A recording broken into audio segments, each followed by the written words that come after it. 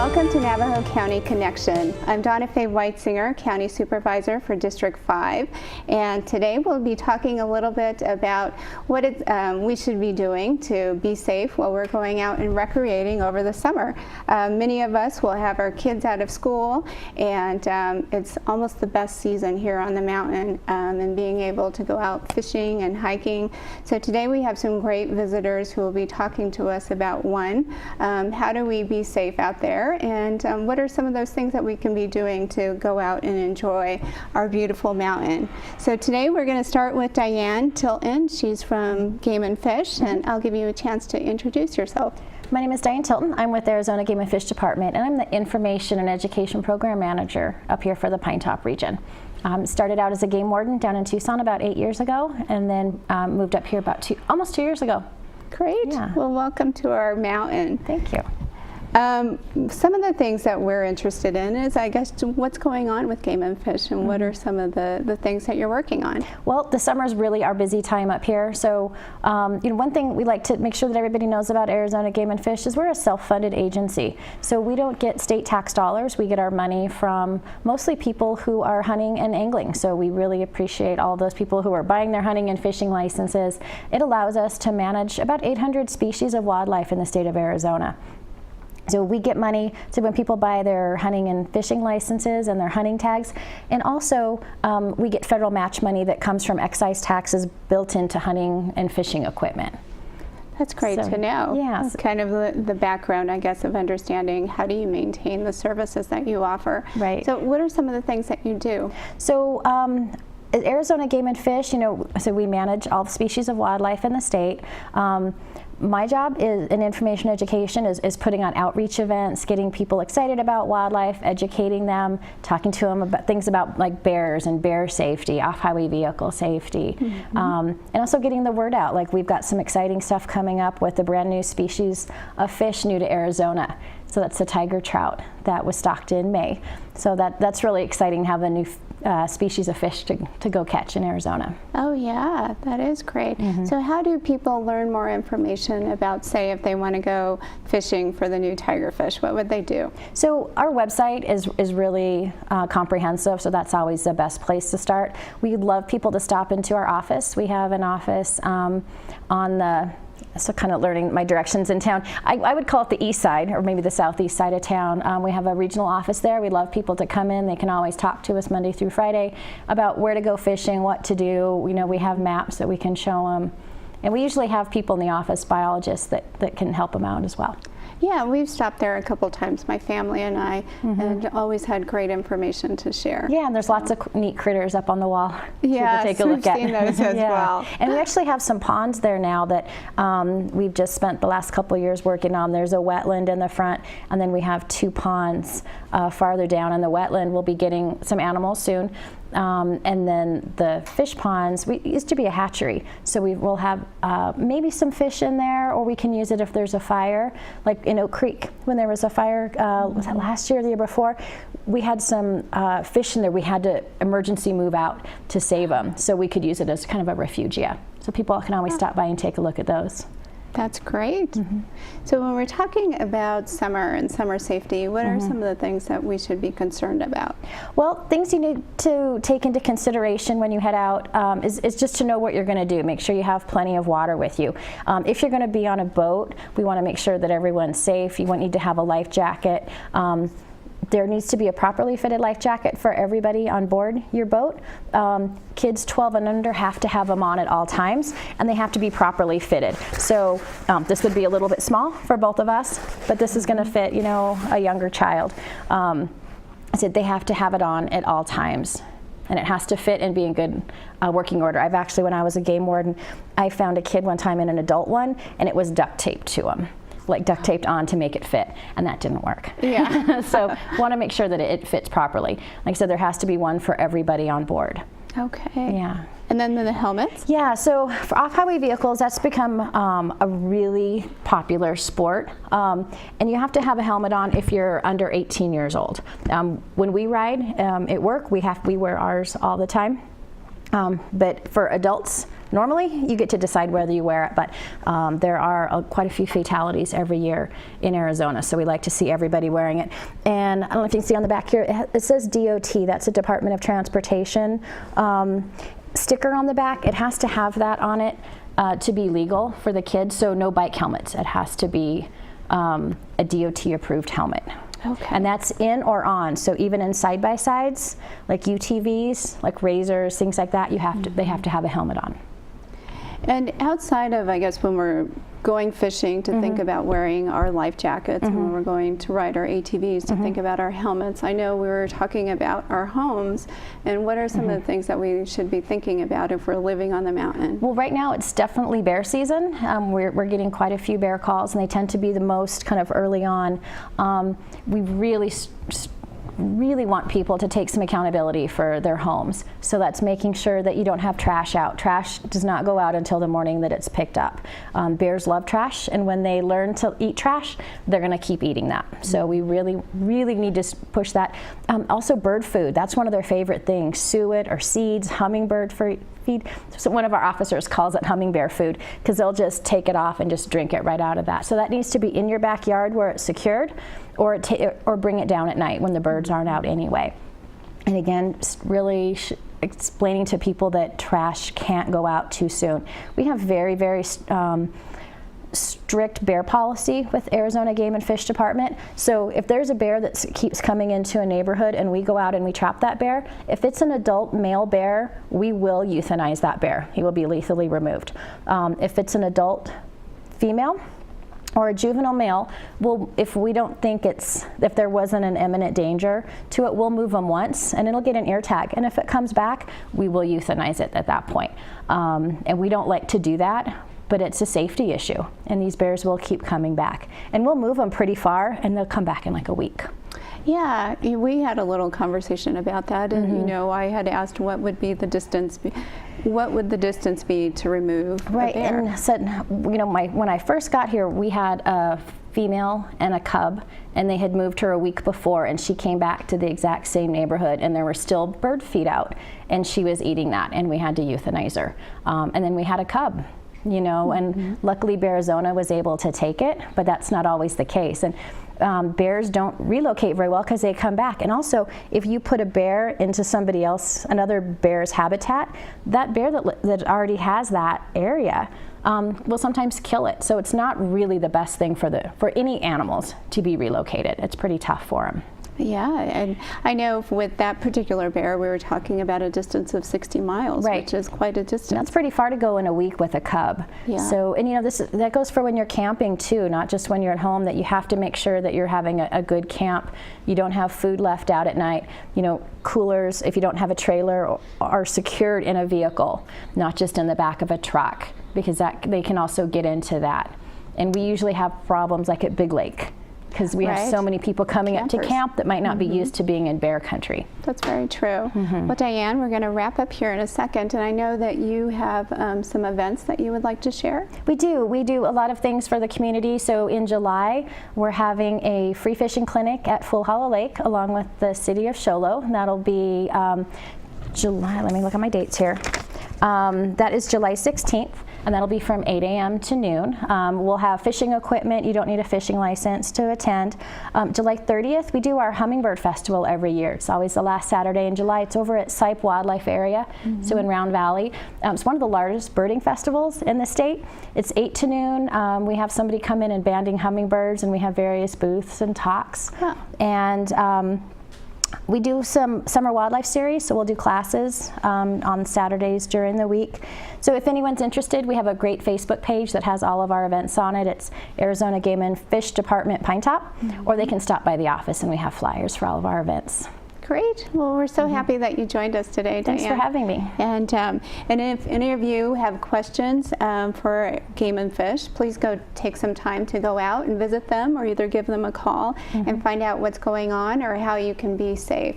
And we are going to close this session. Are there any last comments, Diane? Nope. Thank you so much for having me. Thank you. We appreciate it. And we'll be back in just a second.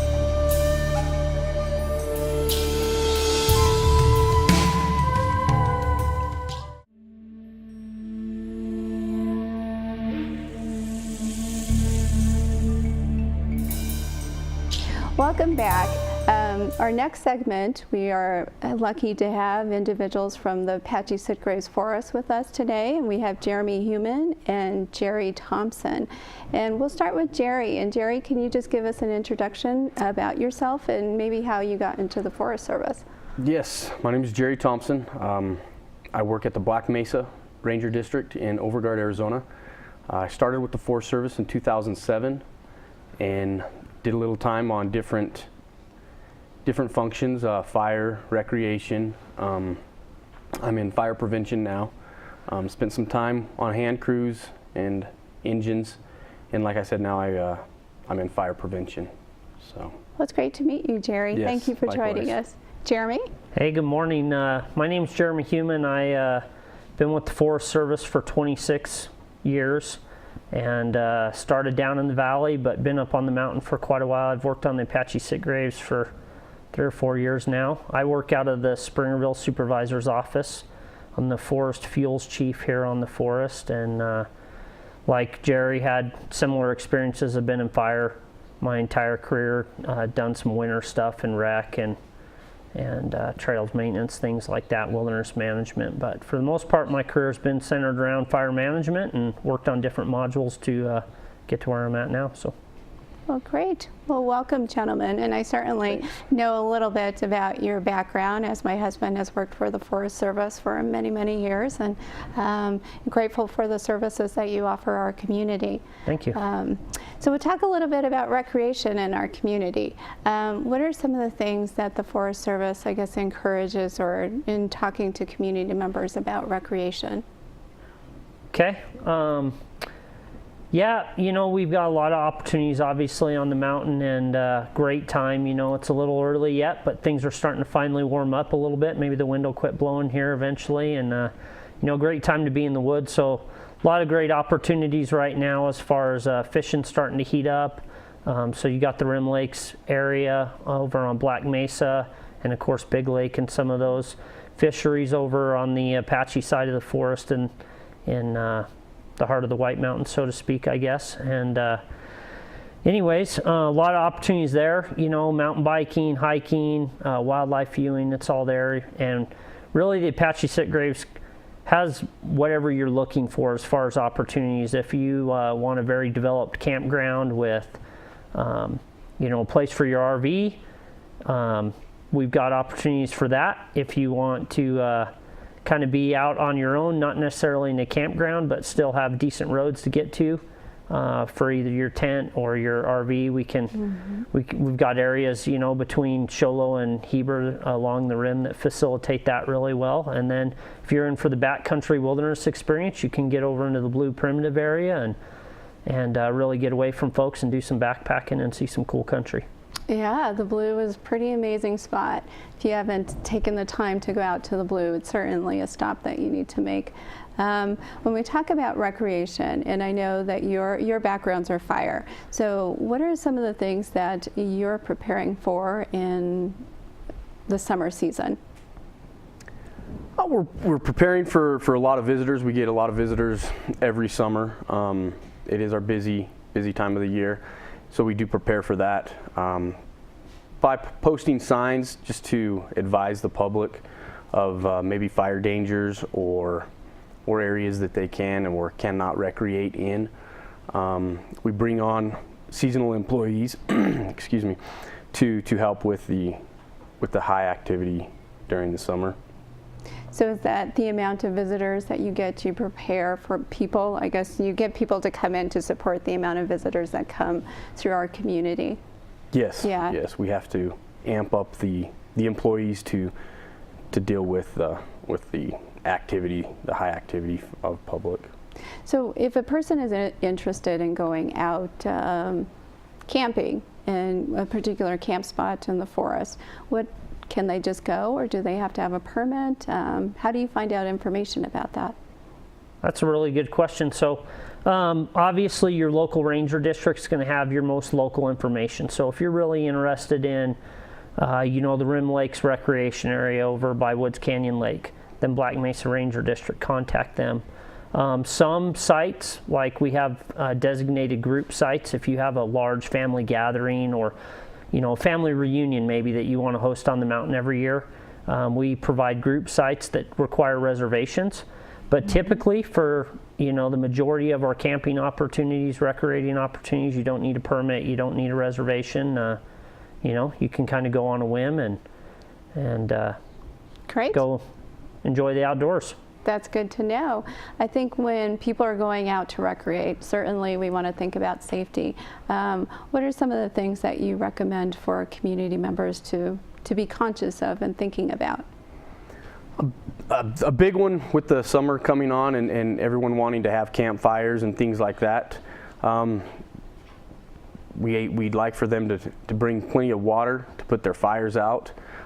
Tools, shovel, a rake, something like that to put their fires out is a main. So when an individual is putting their fire out, what does that mean?